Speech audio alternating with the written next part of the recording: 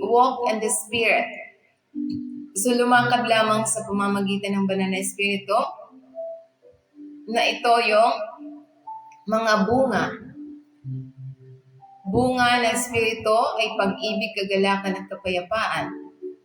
Kaya sinasabi niya sa Galatians 5, verse 22, but the fruit of the Spirit is love, joy, peace, long-suffering, gentleness, goodness, faith. So ito yung katangian ng banal na Espiritu na nasa loob natin. So kaya nga ito yung katibayan ng gawain ng banal na Espiritu sa buhay ng isang mananampalataya. Ang mga katangian ito ay hindi gawa ng sariling mga katangian, ngunit nilinang ng Espiritu Santo sa mga lumalakad ng malapit sa Diyos. Kaya nga ito yung katangian ng banal na Espiritu sa buhay ng bawat mananampalataya. Yung pag-ibig na walang pag-iimbot, mapagsakripisyong pangangalaga para sa lahat ng sumasampalataya. So kapag may pag-ibig, hindi na natin kayang gumawa ng masama sapagkat ang Diyos ay mabuti. So lahat ay sa pamamagitan ng kanyang pag-ibig, tayo kanyang iniligtas. Sa pamamagitan ng kanyang pag-ibig, tayo ay pinagaling sa lahat ng sakit. Pinatawad tayo sa lahat ng ating mga kasalanan dahil sa kanyang pag-ibig.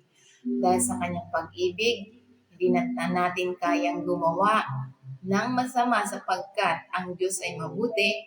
Ang ating pagkakakilanlan ay katangian ng Panginoon Kristo kapag nasa atin ang banal na Espiritu ng Diyos. Kaya nga ito yung sinasabi na may kagalakang malalim na nanatiling kagalakan mula sa Diyos. Ito yung kagalakan ay hindi ginawa, ito'y ginawa ng Espiritu Santo sa loob natin. So kaya nga mananatili ang hakbang kasama ng Espiritu sa pamamagitan ng pagsisisi, pagsamba at pagsuko. So kaya nga kapag tayo'y nasa atin ang banal na Espiritu ng Diyos, ito yung kapayapaan na kalmado sa loob at pagtitiwala sa kabila ng mga pangyayari. So tayo nagtitiwala kahit anong mangyari dahil tayo ay mahaba ang pagtitiis, matyagang pagtitiis sa hirap.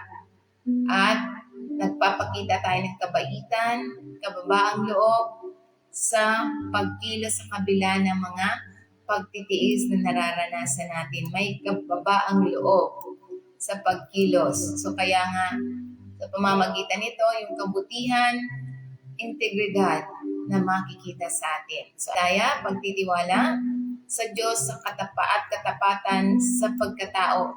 So kaya nga ito yung kagalakang ito hindi mawawala sa mahirap na panahon. Kaya ito'y tumatakbo ng mas malalim kaysa kaligayahan at nabubuhay kahit nasa kalungkutan. So kaya nga ito yung mahalaga.